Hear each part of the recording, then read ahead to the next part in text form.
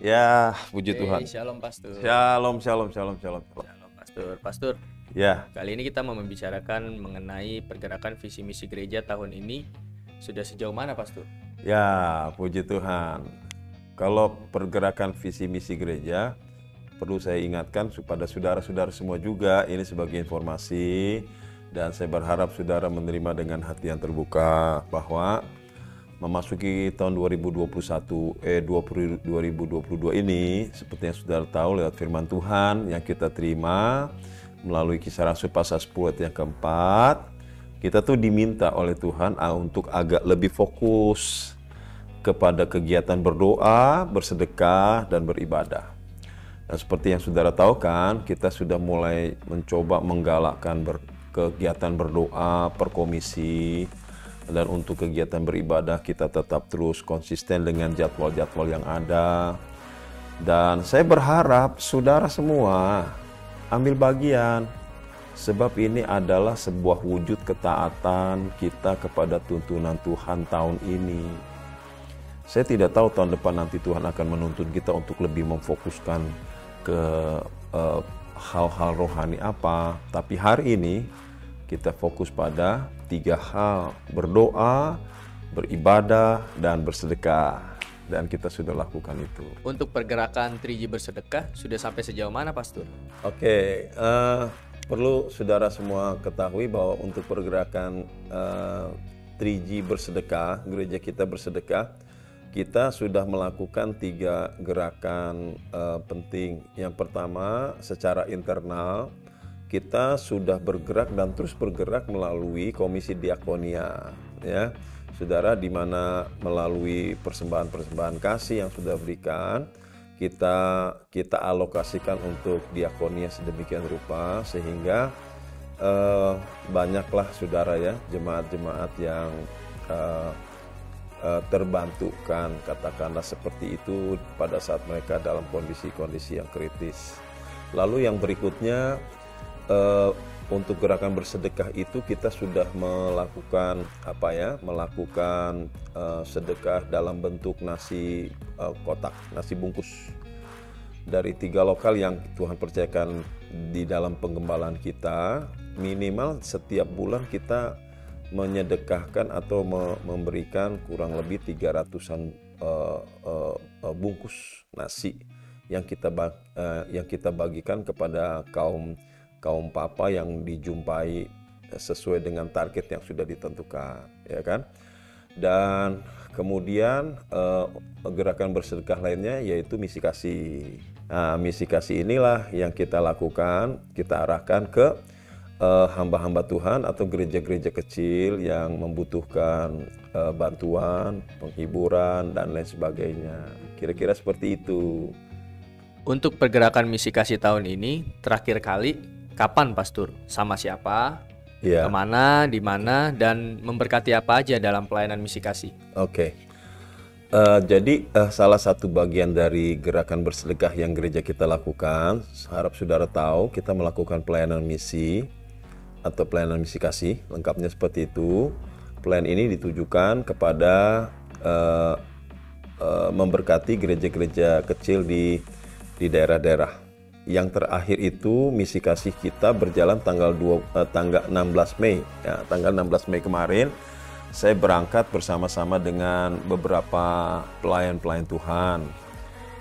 Kalau saya tidak salah dari Cijantung itu ada Pak Rudi, Pak Herman, Pak Philip, Pak Bima.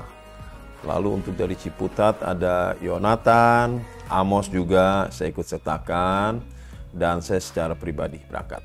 Nah, kenapa hanya 7 orang? Karena kapasitas kendaraannya memang hanya bisa cukup 8 orang. Sebetulnya harus ada 1 perwakilan dari BSD, tapi karena dari BSD pada waktu itu berhalangan semuanya, jadi kami berangkat 7 orang. Sisa ruang di dalam kendaraan kita pakai untuk membawa baju-baju pantas pakai, barang-barang yang kita mau kirim untuk hamba-hamba Tuhan di sana, itu kira-kira. Dan untuk misi kasih kali ini kita bergerak ke pinggiran kota Salatiga, saudara.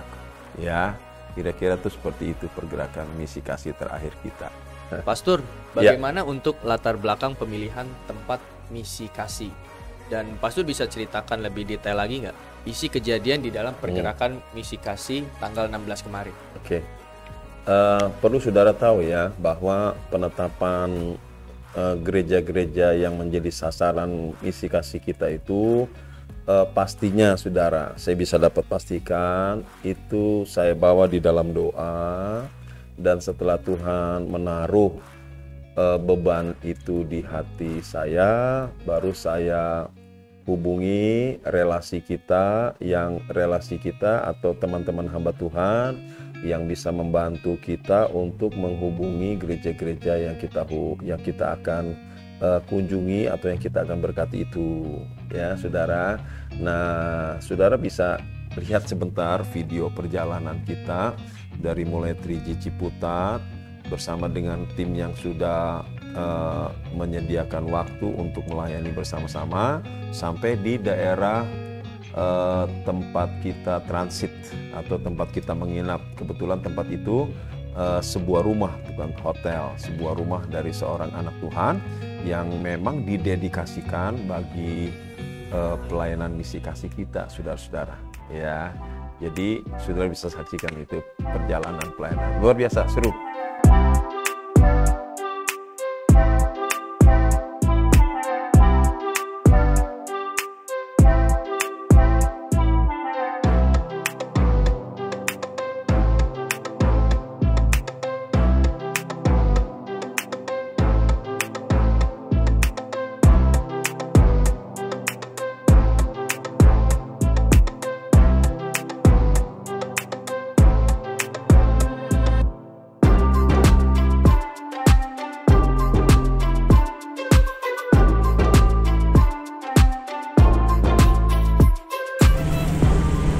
Kita lanjut lagi guys, perjalanan dari rest area setelah kita beristirahat.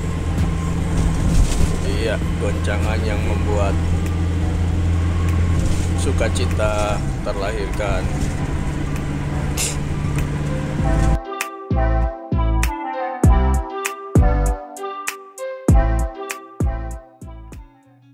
Jadi saudara sudah lihat kan perjalanannya seru, luar biasa. Penuh dengan canda tawa, sukacita sorgawi. Nah, sekarang dari posko di mana kita diberi fasilitas nginap di satu rumah milik anak Tuhan yang terbeban untuk mendukung pelayanan kita di daerah Ambarawa. Dari sana kita berangkat menuju ke satu gereja yang terlihat sangat bagus, saudara. Terlihat sangat bagus. Gereja ini sangat bagus menurut ukuran desa. Bahkan saya saksikan bahwa gereja ini terlalu mencolok di desa itu, karena yang paling bagus di gereja itu. Tadinya kami merasa bahwa kita salah alamat, karena kita mau bersedekah kepada gereja yang kecil, kenapa kita diarahkan kepada gereja yang sudah mapan, sudah bagus model begini. Dan saya sempat berkomentar ketika melayani di gereja itu, namun kemudian pada akhirnya gembala gereja tersebut menjelaskan kepada kami bahwa terjadinya gereja ini menjadi sebagus yang kita saksikan hari ini adalah akibat dari sebuah peristiwa 2 tahun yang lalu kurang lebih katanya, di mana gereja itu sudah hampir roboh. Gereja lamanya sudah hampir roboh. Nah, karena gereja lama sudah hampir roboh, kebetulan katanya, inilah cara Tuhan, saudara ya, kebetulan ada seorang anak Tuhan dari Singapura. Seorang anak Tuhan dari Singapura menyaksikan keadaan gereja yang hampir mau roboh. Nah, karena mereka menyaksikan gereja yang sudah hampir roboh ini, akhirnya Tuhan menaruh beban di hati anak Tuhan yang dari Singapura ini. Dan saudara-saudara, melalui anak Tuhan yang dari Singapura inilah kemudian gereja yang sudah hampir roboh ini diubah menjadi gereja yang sangat megah, full AC loh, sudah full AC, dan itu luar biasa. Namun gembalanya juga mengatakan kepada saya bahwa saya jangan sampai salah paham. Maksudnya salah paham, walaupun gerejanya megah seperti itu, jemaatnya, saudara, dia katakan jemaat kami masih sebagian besar pemulung, sebagian besar tukang tambal ban, sebagian besar buruh tani, bukan petani, buruh tani. Jadi jangan sampai terkelabui oleh situasi fisik gereja. Ini gereja, betul-betul gereja sangat desa sekali. Jadi itulah kesaksian pertama yang saya bisa sampaikan di gereja pertama yang saya kunjungi bersama dengan Amos. Lalu kemudian kami berangkat ke sebuah gereja lagi, itu gereja GBI, yang tadi yang pertama gereja GPDI. Ini hampir persis sama. Kalau ini belum ada donatur atau belum ada hati yang digerakkan Tuhan untuk membenahi gereja yang kedua.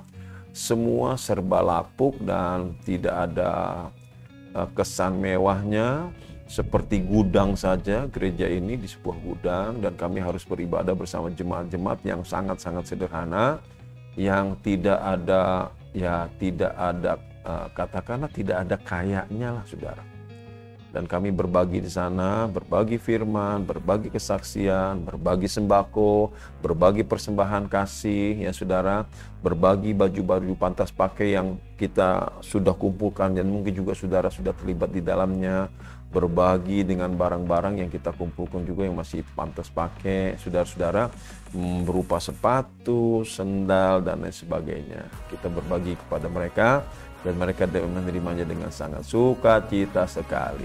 Itulah bagian dari pergerakan sedekah yang kita lakukan di Misi Kasih.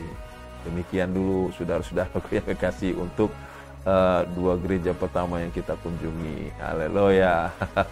Nah, selanjutnya kita masuk ke dua gereja yang berikutnya.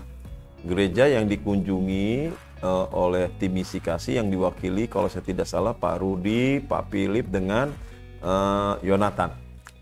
Di mana gereja yang pertama itu digembalakan oleh seorang ibu-ibu, saudara, namanya Ibu Sianturi. Mereka mereka harus beribadah di satu tempat yang seadanya, saudara lihat nanti di foto yang ditampilkan. Namun demikian, saudara, militansi mereka tuh luar biasa.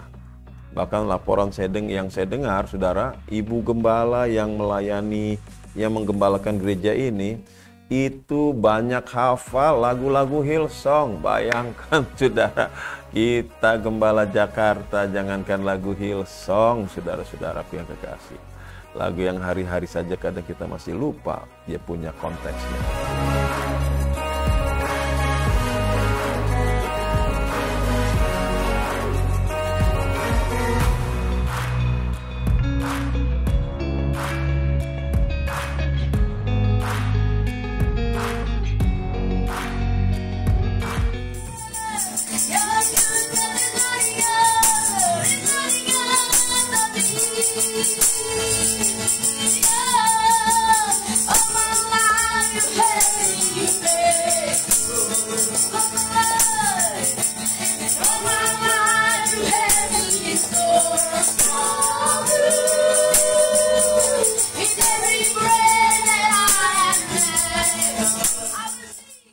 Nah, saudara-saudara dikasih Tuhan, itu pelayanan yang ketiga yang kita kunjungi di Misi Kasih. Sudah bisa lihat tayangannya ya.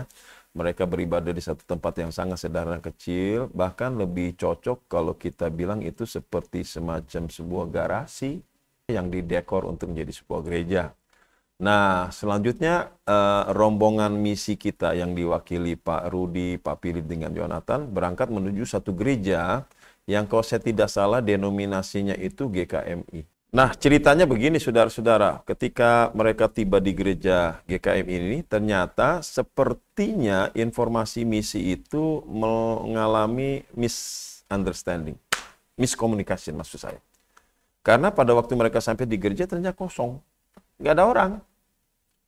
Lalu kemudian apa yang terjadi? Mereka diarahkan untuk menuju ke rumah pendetanya. Akhirnya diputuskan mereka menuju ke rumah pendetanya, dan ketika mereka sampai di rumah pendeta dari gereja ini, rupanya ini adalah sebuah rencana Tuhan, saudara. Karena ternyata mereka harus menghadapi satu kenyataan yang sangat membuat mereka tidak bisa banyak berkata-kata.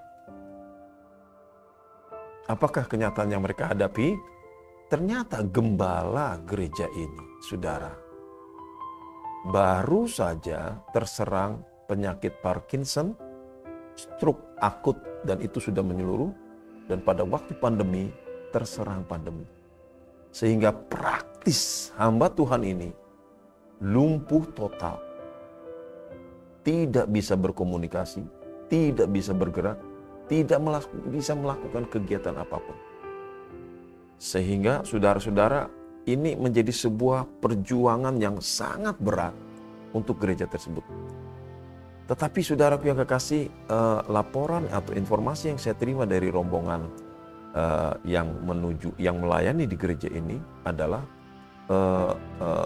semangat dan militansi daripada Ibu Gembala. Luar biasa saudara.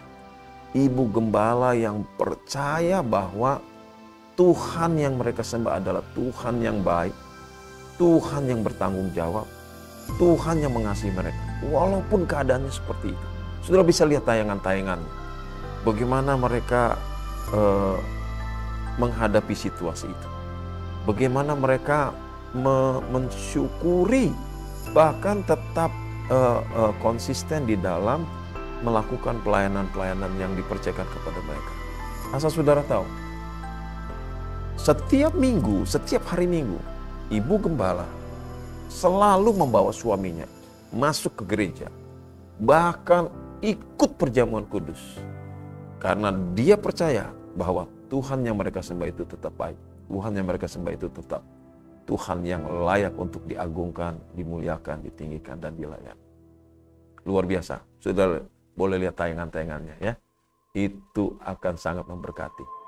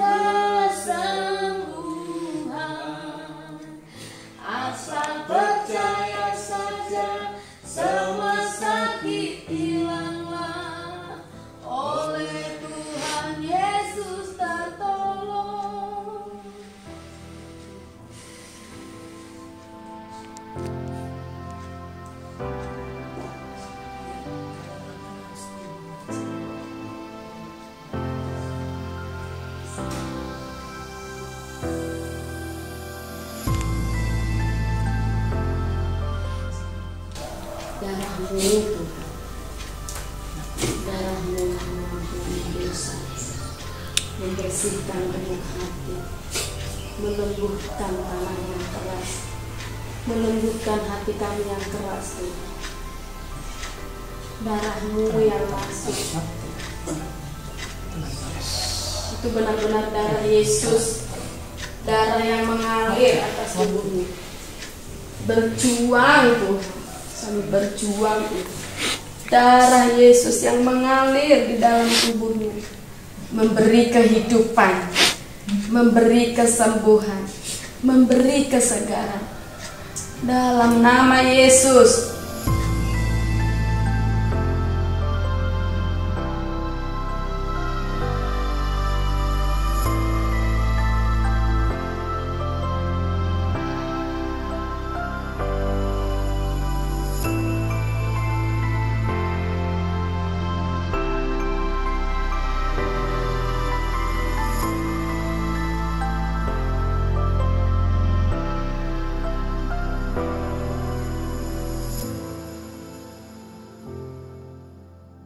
Nah, saudara-saudara, itulah cuplikan-cuplikan video dan foto-foto yang bisa kita kumpulkan.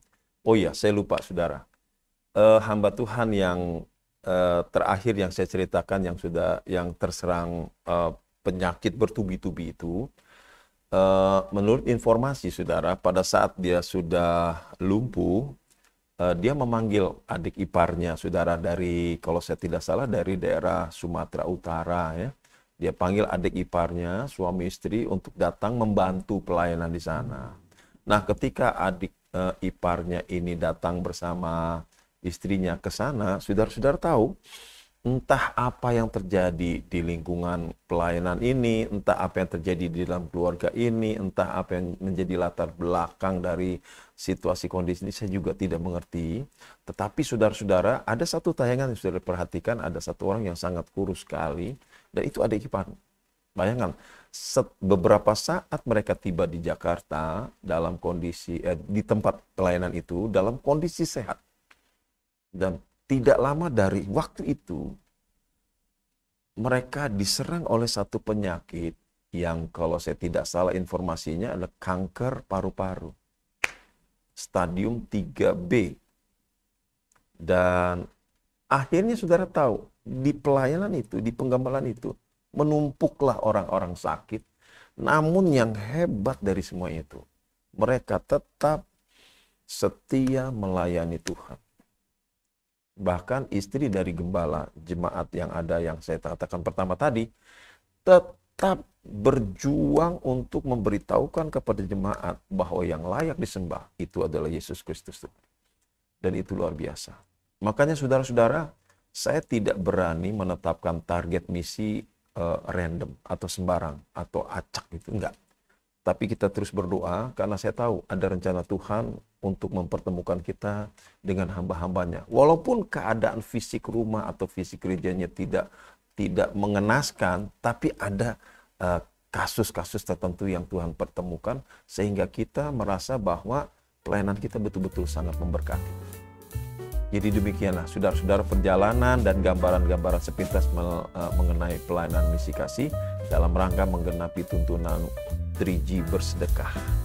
Next time saudara-saudara, misi kasih akan berangkat tanggal 27 Juni ini untuk menggenapi tuntunan bersedekah dan juga untuk menyampaikan ucapan syukur kepada Tuhan dalam bentuk sedekah atas akan jatuh temponya HUT 3G Ciputat tanggal 4 Juli.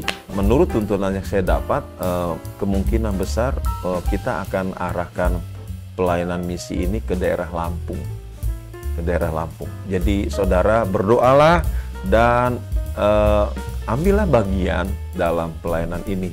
Sebab saya yakin dan percaya ketika saudara melakukannya dengan sungguh-sungguh, dengan tulus hati, dengan sukarela, kelak berkat yang Tuhan sisipkan dalam Kisah Rasul 10 ayat yang keempat akan tergenapi dalam hidup kita.